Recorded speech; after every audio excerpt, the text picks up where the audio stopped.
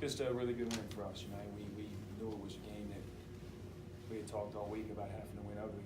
That they're very good on defense, and you can't melt down when it's hard to score.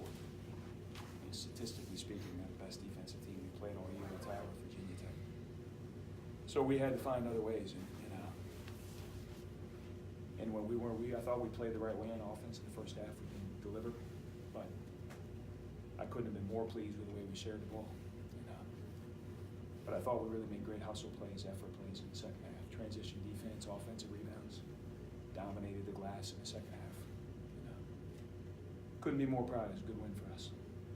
Coach, like you mentioned, Akron's this tough defensive team, top of the MAC statistically, but were you almost surprised, especially after last year's matchup with them, how that went, that it turned out like this? I wouldn't say that. We had so many possessions in the first half where we got the ball, pass. We get to the KJ right into the rim. He shot fakes and he shuffles his feet before he lays it in. We get the ball out of the trap.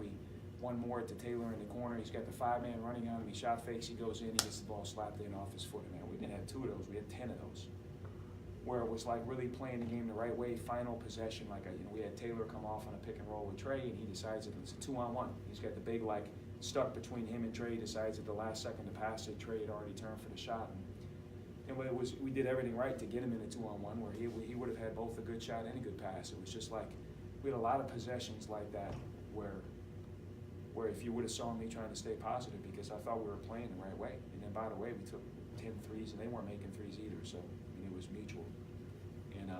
But it's not like we were making shots, and nor were they. But I thought we had a lot of good possessions, and that's what, you can't let those impact the way you play, and all of a sudden you start taking everything on your own and trying to force stuff, and you're trying to play hero ball and get it all back with one play or one pass. And truth be told, you're not getting as good shots. You're just hoping they go in. And I thought, we did that. And the difference between the second half and the first half is we made some shots. We made the first couple, and it felt like things opened up.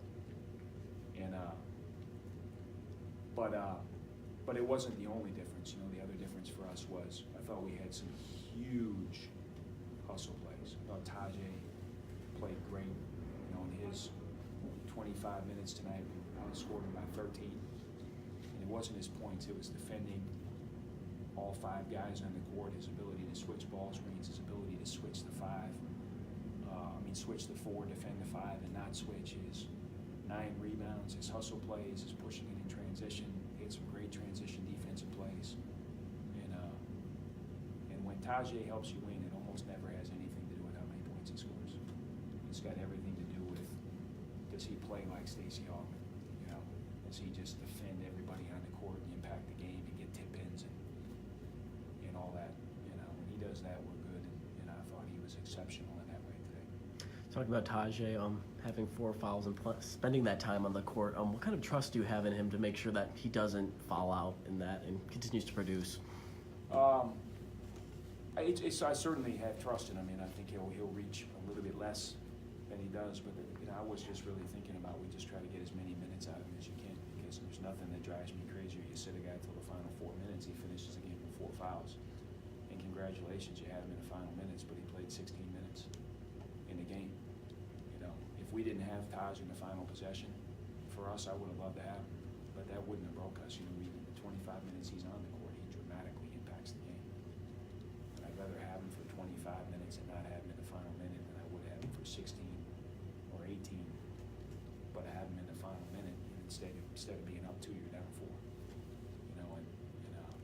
So that's why we played him, and that's really the way we think, the way I think, unless it's somebody who I feel like we need to break pressure and make free throws that specifically has a skill set you need more in the final minute than you do in the first 10 minutes. But he was great today. Trey mentioned he was a little under the weather this week.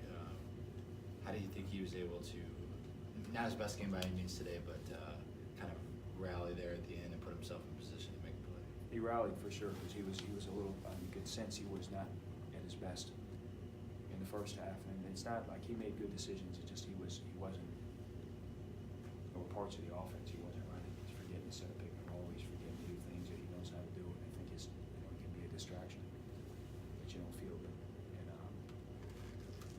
though there's a thing you can see with Trey, and this has nothing to do with sickness, but he's getting his legs back. You can see it shooting around today. We were commenting on it, he's getting more explosive. And he had it there for a while, and then he got hurt again. He lost it in November or October when he was out. Maybe it was September, whenever he hurt his knee the first time. But his legs look great right now. He was jumping through the roof and shooting around it. He got way up on that tip, and that was a huge tip in to win the game. And talking about how in the past first half of the MAC season, you guys were unable to make that step further. You've won 2 games where it's been decided by 1 point. Do you believe you guys are starting to make that step further? We'll see. I guess what I'd say, you always hear me say it when we lose, so I'm not going to be different now when we win. It's like, the reality is it's somewhere in the middle. We've won back-to-back. It's just such a fine line. It's so competitive. That, do I think we're a little better now? Yes. Why? Because we got Bracken back. And that's significant for us. We got Zach out, but guess what? By next game, we should have both of those guys together. And then eventually we're going to get Ish back, and we only have to be 3 or 4 points better in this league, and that's the difference between 7 and 11 and 11 and 7. It's just so competitive. And there's a tendency to feel like when you lose back-to-back-to-back games like that, like, well, they're terrible, they're not doing anything right. And then you win back-to-back-to-back games that, and it's like, boy, those guys are unbelievable. They don't make any mistakes. Neither are true. And the evidence that I was looking at wouldn't have dictated that was true in the beginning. I was very confident we were better than our record was. And it's starting to even out a little bit now. But I like my team. I've liked my team all year. I like who we are. I like our character. I like the way we fought. I felt that way from the beginning. And I haven't deviated on that. I really like the guys in our locker room. I like our chances to play really well here down the stretch. And we've got some challenges. We've got to be able to incorporate all these guys back in and be able to do it in a seamless way. And be able to kind of regain our chemistry on the court. Everybody will go through what Bracken does, where you still, sometimes you're making great decisions, sometimes you're still getting that rhythm back. But I'm going to tell you, if we can do it, we got a chance to be a good team, and we're certainly at a stage where wins matter, because seeding in the conference tournament, we could be playing great basketball and be on the road if we're not careful, and then you can play really well and lose playing on the road. So I think that stuff does matter. But I like my team, and I feel like we have a chance to be a really dangerous team here down the stretch. So does that mean you think Zach will be back Tuesday? I think so. I do. And Ish? I think it could be Tuesday, it could be Saturday. Okay. It's real close. Yeah. It's like a matter of some doctor signing off, but he's like practicing, and he's doing all of it. We're real close.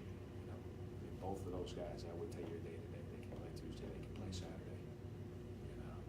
We're right there. Coach, looking back at last year's matchup with Akron, again, Ivy goes out and scores 48 points in 3 overtimes. Did you guys do anything differently, like to try to key in on him tonight? Because he was basically a non-factor. Yeah, no, we didn't do a whole lot different. In some respects, we did a ton different, because a year ago they were a totally different team. They were playing Daniel Tony at the 5, and they were spread. They weren't big and physical like they are now. Dane Reg and Emmanuel, they didn't have those 2 guys on the court, so they were setting all these pick and rolls between him and Utomi, and it's a nightmare.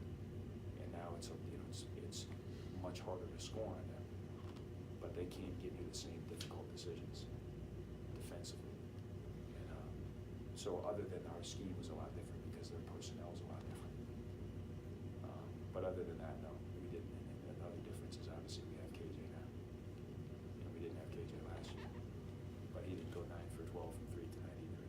Believe me, he hit some hard ones in here last year. Anything else? All right. Thanks, Coach. Thanks. Good luck Tuesday. Thank you.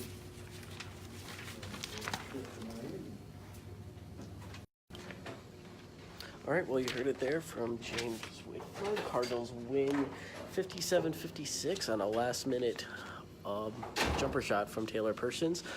Catch the article soon on theballstatedailynews.com. This is Jack Williams for News 233 signing off.